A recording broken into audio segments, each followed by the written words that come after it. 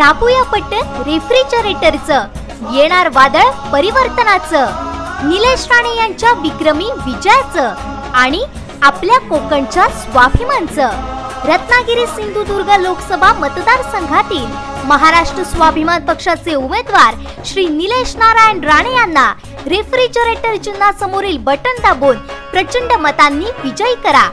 लक्षात ठेवा, रेफ्रिजरेटर, सर्वांना सांगा रेफ्रिजरेटर। हायवे चौपदरीकरण ग्रस्तांना न्याय हवा होता, तेव्हा शिवसेनेचे खासदार विनायक राऊत दडी मारून बसले होते। हायवेचा प्रश्न केंद्र सरकारशी निगडीत, तरी तुमचा आमदार म्हणून मी तुमच्यासाठी सरकारशी भांडलो, गरजेला उपयोगी न पडणारा असला खासदार हवा कशाला, अशा शब्दात आमदार निलेश राणे यांनी महायुतीचे उमेदवार विनायक राऊत यांच्यावर निशाणा साधला। तुमचा विकास करण्यासाठी माझ्यासोबत खासदार म्हणून तुमच्या हक्काच्या निलेश राणेंची मला साथ द्या, अशी भावनिक हाक आमदार निलेश राणे यांनी उमरड येथील सभेत घातली। जैतापकर बिल्डर्स अँड डेव्हलपर्स 20 वर्षांपासून गृहस्वप्न साकार करणारं एक नातं विश्वासाचं। सन्मान्य राणे साहेबांनी या सिंधुदुर्गासाठी आणि आपल्या भागासाठी काय केलंय या बाबतीमध्ये सगळी माहिती माझ्या सहकार्याने आपल्या समोर ठेवलेली आहे। पण आपण मतदार म्हणून ही निवडणूक कशी पाहावी, आपल्याकडून आमच्या या निवडणुकीच्या निमित्ताने काय अपेक्षा आहे, या सगळ्या बाबतीमध्ये मी थोडा आपल्याशी काही बोलणार आहे, ते विचारून करणार। कारण 5 वर्ष आपला लोकप्रतिनिधी आमदार म्हणून काम करत असताना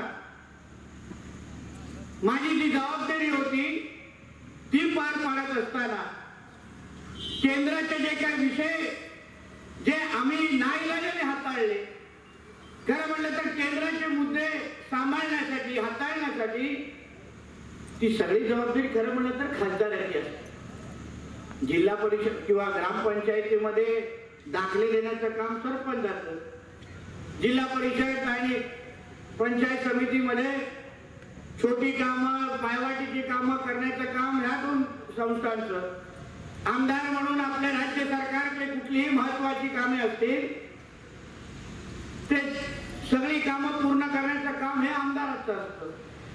आणि पण खासदार म्हणून केंद्राकडे असलेले जे धोरणात्मक निर्णय केंद्र सरकार घेतात त्या सगळ्या बाबतीमध्ये आपली भूमिका त्यांच्यासमोर मांडणं हे खरं म्हटलं तर या खासदाराचं काम आहे।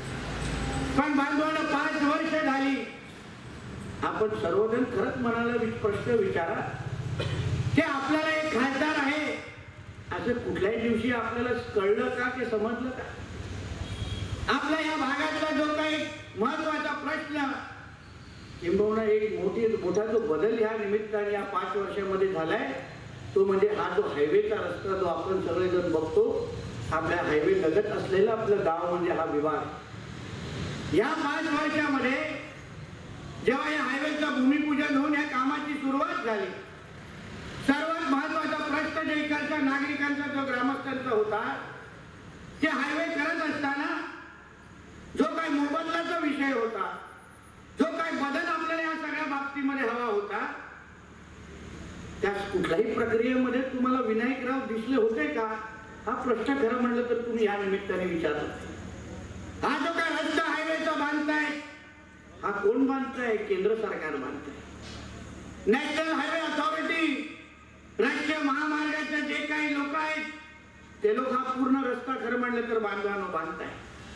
ह्यांच्याशी संवाद कोणी साधला पाहिजे, ह्यांच्याशी तुमच्यासाठी वाटाघाटी कोणी केली पाहिजे होती, तर आपला प्रतिनिधी जो केंद्र सरकारमध्ये पाठवलाय त्यांनी खरं म्हणलं तर केली पाहिजे।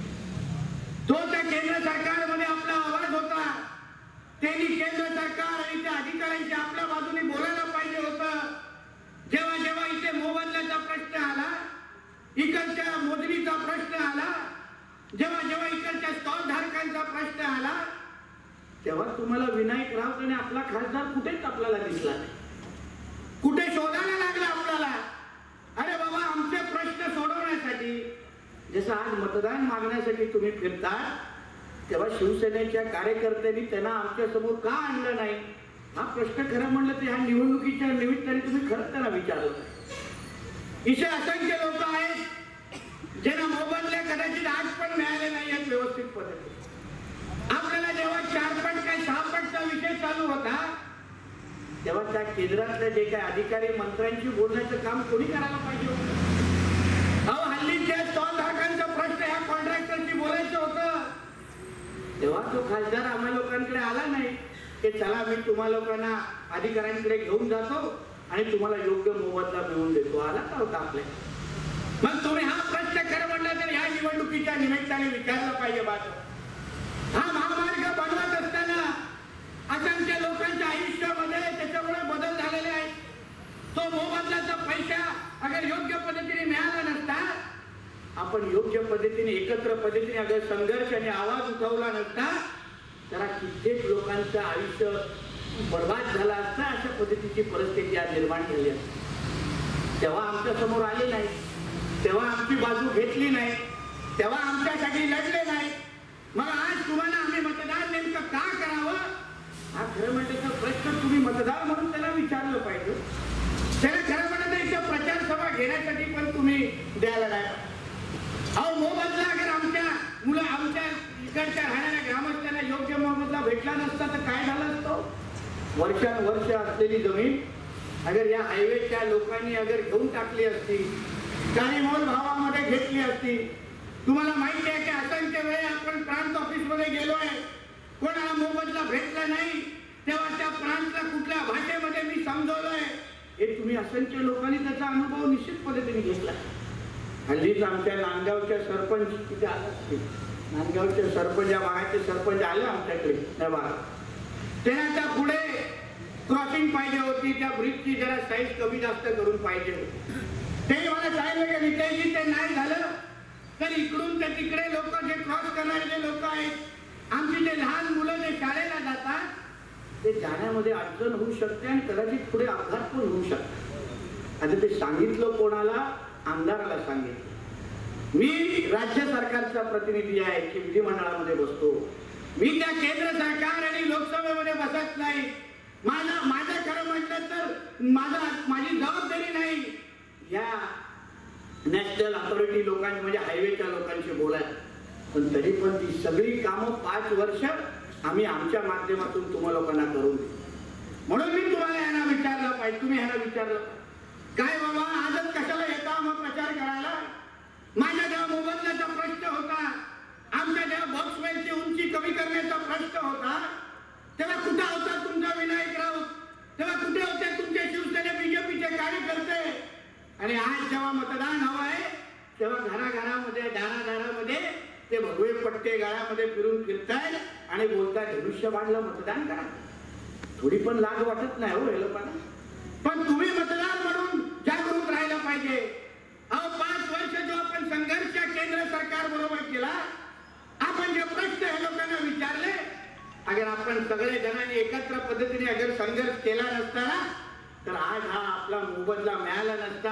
हे लोकांनी पाहिजे तिथे बुलडोझर चालवले असते, अहो पोलिसांना आपल्या घराघरात घुसवले असते. तुम्हाला माहिती आहे की असंख्य लोकांच्या घरात त्यांना न विचारता मोजण्या झाल्या तेव्हा आपणच एकत्र पद्धतीने ह्यांच्याबरोबर संघर्ष केला होता. तेव्हा आले नव्हते विनायक राऊत आणि शिवसेनेचे कार्यकर्ते. मग तुम्ही ह्याबद्दल त्यांना प्रश्न आणि जाब विचारला पाहिजे. बांधवांनो, आम्ही जेव्हा जेव्हा कुठलंही संकट तुमच्यावर आलं तेव्हा राणे साहेबांचेच कार्यकर्ते तुम्हाला मदत करायला, स्वाभिमान पक्षाचेच माझे सहकारी तुम्हाला मदत करायला आले. आज आम्हाला मतदान मागण्याचा अधिकार आहे. आज आम्ही जे तुमच्या समोर आलोय तो हक्कानी तुमच्या समोर आलोय की आम्हाला मतदान करा. हक्कानी तुमच्यासाठी काहीतरी मागण्यासाठी आलोय. आमच्यासारखे लोकप्रतिनिधी अगर त्या गेल्या 5 वर्षामध्ये नसते ना तर आज कोणालाही स्वतःचं हक्काचं घर आणि हक्काचा 1ही रुपया मिळाला नसता. अशा पद्धतीची परिस्थिती आमच्या या भागामध्ये झाली असते. यावेळी हातच चिन्ह आहे लक्षात घेऊन असा अपप्रचार सुरू केलाय. त्यांना माहिती आहे, आम्हाला माहिती आहे काय चालेल. शेवटी आमचे पण लोक आहेत त्यांच्या बरोबर फिरतायत, कळत आहे का काय बोलतोय, काय चर्चा होतीये, सेनेवाले कुठे जेवतायत, काय जेवतायत, कधी शाकाहारी कधी मांसाहारी, कुठली ब्रँडची घेत आहेत, सगळं माहिती आहे आम्हाला. बारीक नजर आहे आमच्याकडे.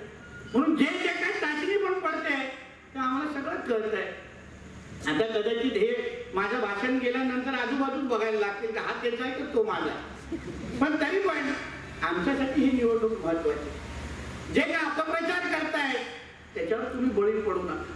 आपण एकच लक्ष ठेवा की आतमध्ये मतदान केंद्रावर गेल्यानंतर अगर ब्रिज ह्या निशाणीच्या समोर 4था नंबरचं बटन निलेश जींचं आहे आणि यावेळी निलेश नारायण राणे नाव आणि त्यांचा फोटोही असणार, त्या फोटोच्या समोर बटन दाबा आणि मला तुमची 5 वर्ष अजून सेवा केंद्र सरकारच्या माध्यमातून करण्याची तुम्ही संधी द्या, एवढं या निमित्ताने मी आपल्याला आवर्जून सांगेन.